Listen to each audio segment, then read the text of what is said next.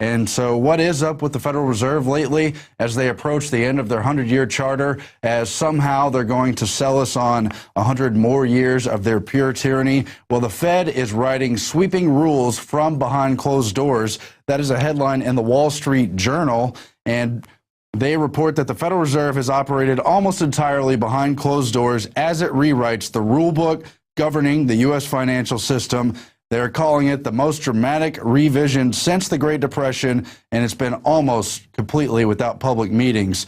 Since the Dodd-Frank financial overhaul became law in July 2010, the Fed has had 47 separate votes on financial regulation and scores more to come. And 45 of those 47 votes were totally behind closed doors. They secretly emailed in the votes later and even failed to report the few people within the Fed system who dissented on their decisions. That's the kind of things happening. They have so-called sunshine laws, but apparently that's just been interpreted as opening the window as they meet behind doors in the smoky room. Someone really had better shine a gigantic light on the Fed. Look what came out from the partial audit that they finally got after decades of hammering home this issue, after Ron Paul fought his entire career in Congress to try to bring this up to audit the Fed fully. They found that they were lending to all the familiar big banks. And so what are the decisions they're making behind closed doors in these 47 mostly secret meetings? Well, they're meeting on how much capital a bank must hold, what kind of trading banks can engage in, what kind of fees banks can charge on debit card transactions, all the kind of crazy stuff. And they've got a chart here on the Volcker Rule, which is a really dumbed down version under the Dodd-Frank bill, which was made to appear as though they're reining in the banks when really they're not. A dumbed-down version of Glass-Steagall.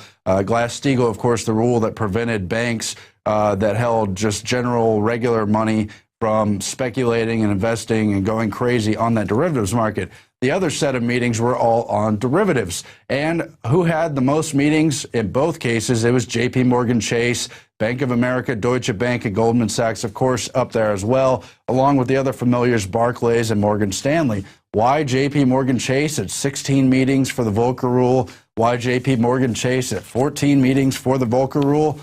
Well, you guessed it, because Jamie Dimon is the #1 person on the Federal Reserve Board of Directors, and he's the current CEO of J.P. Morgan Chase, the Rockefeller and Rothschild-owned bank. That's right, J.P. Morgan was just a front man for the Rothschilds. The Rockefellers merged their Chase banking operations some years ago into that super mega bank, which has more than $90 trillion in derivatives. And that's a huge, huge issue. Of course, they're meeting on it. So Jamie Dimon is on the board of the Federal Reserve. We've got it right here. In fact, the board has 3 classes. He's a Class A member. Other vultures in that class of board of directors include Richard L. Carrion. No, I'm not making up the name. He's carrion eater, a little vulture. And then they have people represented to represent the public, elected and appointed to represent the public. People like the chairman of Macy's and other big institutions, Silver Lake, the big tech institution. So why was J.P. Morgan Chase at all these meetings? Because anytime Jamie Dimon shows up, he represents both of them. They meet in private. The Rothschilds and Rockefellers set up the Federal Reserve, and they have controlling shares in it, along with other big bankers. How disgusting is that? And how important is it that we bring true accountability to the Fed and move to shut it down? Just another reason to support Ron Paul, because no one else is even close on that issue. Not even close.